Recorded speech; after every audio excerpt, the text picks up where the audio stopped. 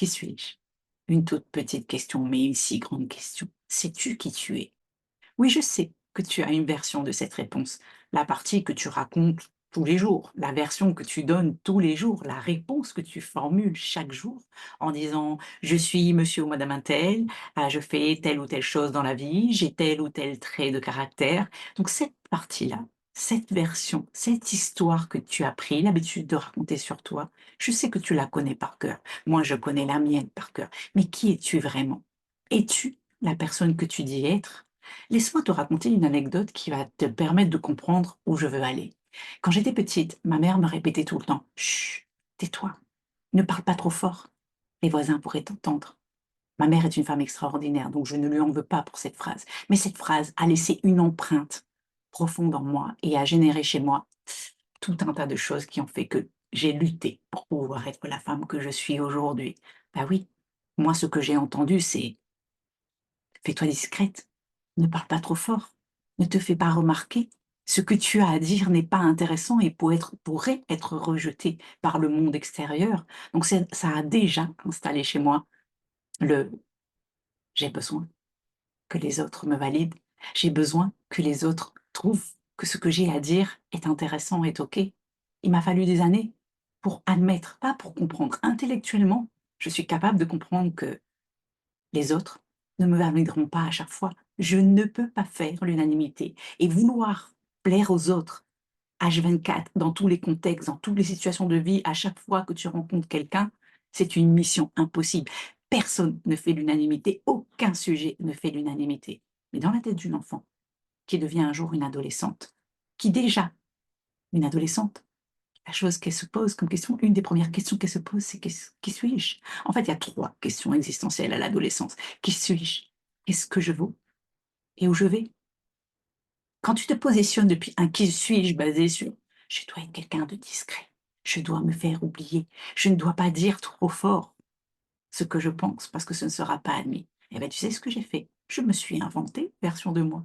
Je me suis inventé une version de moi qui, si elle parlait fort, si elle avait des choses à dire, si elle savait s'affirmer, il n'y avait pas de souci avec ça. Mais cette version que j'ai présentée aux autres, c'était une version de moi complètement erronée. C'était une série de masques sociaux que j'ai enfilés les uns après les autres pour pouvoir fonctionner. Et ça pèse lourd ces masques sociaux. Je suis certaine que toi aussi, tu as des choses à gérer avec tes masques sociaux. Ne me dis pas que H24, dans tous les contextes, tu arrives à te montrer tel que tu es. Ne me dis pas qu'il y a des endroits où tu te dis: «Mon Dieu, j'ai pas envie d'y aller, parce que là-bas, je sais que je ne peux pas être qui je suis. Là-bas, je sais que je ne vais pas pouvoir partager mon opinion telle qu'elle est. Là-bas, je vais devoir en faire trop pour avoir envie qu'on m'accepte.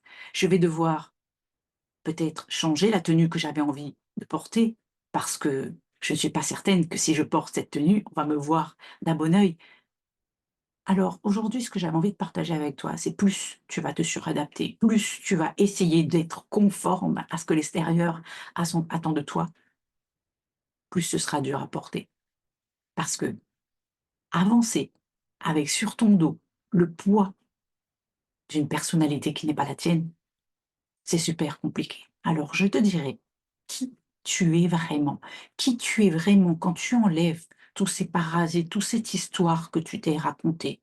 Et si tu ne sais pas, parce que tu as tellement pris de temps à bien camoufler, à bien mettre des couches sur la vraie version de toi qui est là, elle est là, elle est juste cachée par tous tes mécanismes de protection, tout ce que tu as pu faire pour pouvoir fonctionner. Qui tu veux être?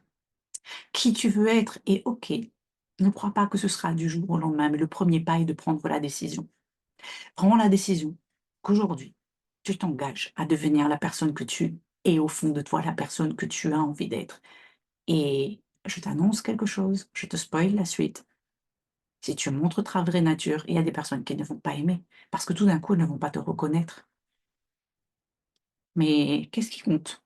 Être entouré de personnes qui t'apprécient vraiment pour la personne que tu es, être entouré de personnes qui aiment un fantôme, un fantasme, un hologramme de toi, une version de toi qui, finalement, n'existe que parce que tu dois mettre de l'énergie pour pouvoir être cette personne.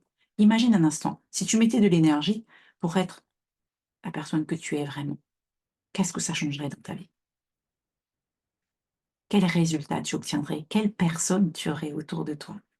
Je te laisse avec ces questions et je veux bien que tu me partages en commentaire quels sont tes challenges par rapport à ton identité. Quelle est l'histoire que tu te racontes que tu n'aimes pas de toi? Moi, je me suis souvent dit que j'étais quelqu'un de solitaire et difficile d'accès. C'est pas la même chose que de dire: «J'aime ma solitude, j'aime protéger ma sphère privée, mais j'aime les gens, j'aime le contact, j'aime être en relation. Mais ma sphère privée, j'ai besoin de la protéger. Je suis quelqu'un qui a besoin de recharger ses batteries seul. Et toi? Quelle est la chose que tu racontes de toi que tu n'aimes pas? Quelle est la chose que tu racontes de toi que tu aimerais changer? Quelle est cette chose que si tu l'ajustais, cela te permettrait de te sentir mieux en étant qui tu es? Cela te permettrait d'oser briller, d'oser rayonner en étant la personne que tu es.